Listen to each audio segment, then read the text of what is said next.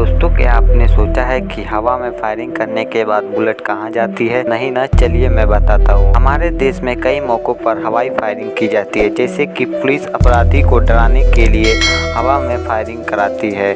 शादी में भी हवाई फायरिंग की जाती है। तो आखिर ये बुलेट जाती कहाँ है? दरअसल दोस्तों, हवा में फायरिंग की गई बुलेट आसमान में काफी लंबी दूरी तय करती है और फिर ग्रेविटी के कारण वापस जमीन पर लौटती है। हवा में बुलेट का सफर हवा की स्पीड और बंदूक के क्वालिटी पर डिपेंड होती है। हालांकि ये बुलेट जमीन पर गिरते समय किसी को लग भी जाए तो ज्यादा गंभीर चोट नहीं करती है। जमीन पे आते समय बुलेट की स्पीड काफी कम हो जाती है। सो गाइस, वीडियो पसंद आए तो लाइक से सब्सक्राइब जरूर करेगा। Thanks for watching.